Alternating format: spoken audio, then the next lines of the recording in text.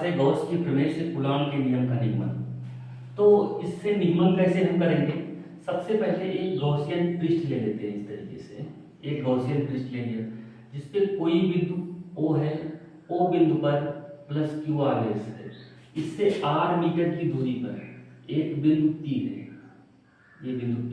इस छोटे से भाग का जो क्षेत्रफल है वो dA होगा, क्षेत्रफल होगा dA। और इस पूरे क्षेत्रफल की दिशा जो है और वैद्युत क्षेत्र की तीव्रता दोनों की दिशा एक होगी। ये क्षेत्रफल dA हो जाएगा, सदिश dA, और ये वैद्युत क्षेत्र की तीव्रता E हम कह सकते हैं, और ये r मीटर की दूरी पर हो जाएगा। हमारा मतलब है एक गॉसियन पृष्ठ लेते हैं, पृष्ठ के भीतर कोई बिंदु O है, O पर प्लस Q आवेश है, O से r मीटर की दूरी पर एक बिंदु P है, और बिंदु P पर जो आवेश रखा है वो Q नॉट आवेश है, और इस छोटे से भाग का क्षेत्रफल जो है ना वो dA है। पूरे क्षेत्रफल सदिश A की दिशा और वैद्युत क्षेत्र की दिशा दोनों सेम रहेगी।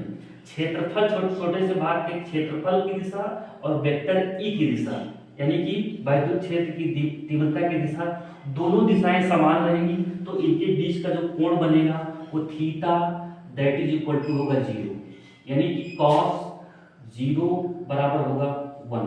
ये हमें यहाँ पर हम लिख सकते हैं, ये इसका काम अभी आ गया है।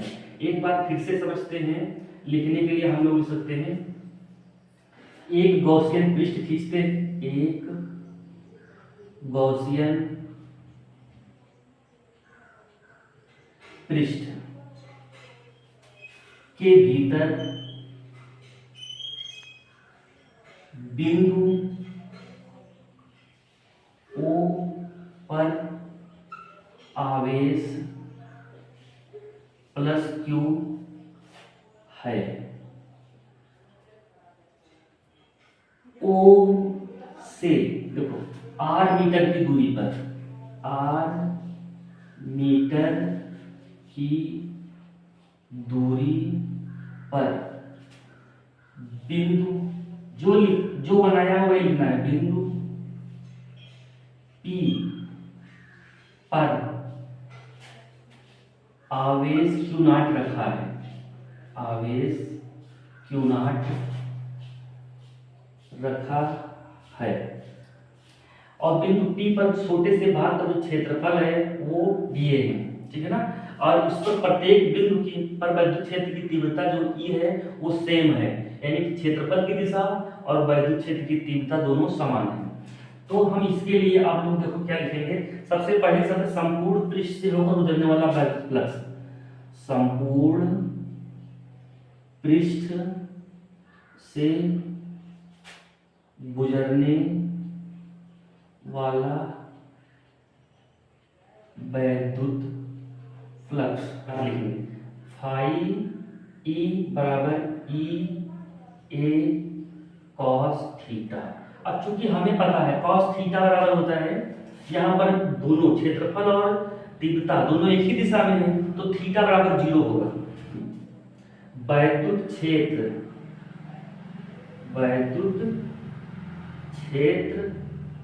वेक्टर E की दिशा एवं क्षेत्रफल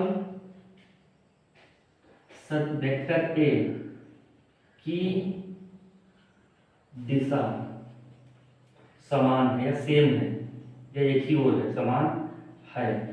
अतः theta that is equal to 0 होगा।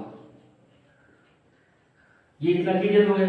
अगर थीटा 0 होगा तो यहाँ पर हम लोग मान रख देंगे फाई E बराबर E A cos 0। अब यहाँ पर लिख देंगे चूंकि cos 0 बराबर होता है 1, देन यहाँ पर हम फाइंड आउट करेंगे फाई E।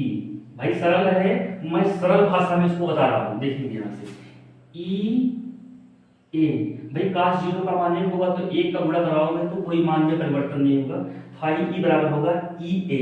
क्या क्लियर हो गया। अब यहाँ पर लिखेंगे वेयर ए ए जो है एरिया है, गोले का क्षेत्रफल है, ए गोले का क्षेत्रफल है।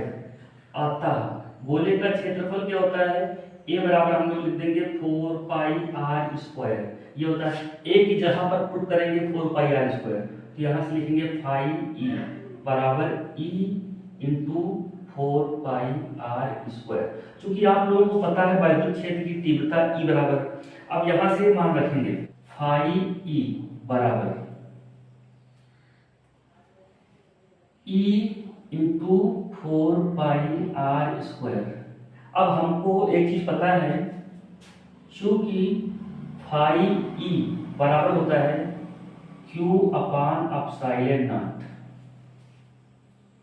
जहां पर फाई ई है वहां पर क्यू अपान अपसाइलन नॉट रखेंगे, q upon epsilon naught that is equal to E into 4 pi r square.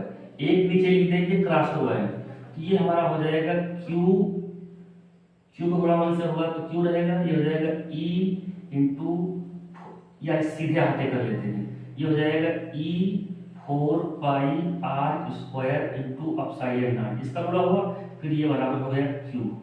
यहां से हमारा जो ई का मान निकाले भाई, तो ई का मान क्या निकलेगा, ई बराबर हो जाएगा q upon 4 pi epsilon naught into r square, या इसको इस तरीके से लिख सकते हैं ई बराबर 1 अपान 4 पाई अपसाइलन नॉट। भाई ये इसको लिख लिया 1 upon 4 pi epsilon naught into q upon का आर स्क्वायर, इतना लिख लिया।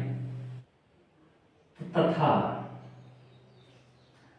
क्यू पर कार्य करने वाला हम बल लिख लेंगे क्यू नॉट, तथा क्यू नॉट, भैया देखो जो आवेश क्यू नॉट है इस पर कार्य करने वाला बल, तो कितना होगा क्यू नॉट पर कार्य करने वाला जो बल होगा वो हमारा क्या होगा, ई बराबर होगा एफ अपान क्यू नॉट। इतना क्लियर हो गया। अब ई का मान हम उठा के यहां पर पुट करेंगे, तो यहां से हो जाएगा F upon q naught that is equal to, ये हो जाएगा 1 upon 4 pi epsilon naught into q upon r square. इतना ही से हमको f का मान निकालना है। ये क्या हो जाएगा, एक स्टेप में देखेंगे क्रॉस को आएंगे तो f into 4 pi epsilon naught into r square. भाई इस पूरे कंटेंट का गुणा f से होगा तो f इंटू हो जाएगा बराबर, ये हो जाएगा q इंटू ये क्यू नॉट, एक से गुणा होगा तो क्यू नॉट ही रहेगा, ये हो जाएगा हमारा क्यू नॉट, ये हो गया। या अगले स्टेप इसको हम लिख सकते हैं f बराबर, ये देखो q इंटू क्यू नॉट लिख लेंगे, q into q naught upon ये 4 pi epsilon naught r square, इधर गुणे में इधर आएगा भाग कर जाएगा, तो इसके नीचे आके बैठ जाएगा 4 pi epsilon naught into r square. यही हमारा कूलॉम का नियम, या इसको लिख सकते हैं इस तरीके से f बराबर 1 upon 4 pi epsilon naught into q naught upon r square. यही हमारा कूलॉम का नियम है।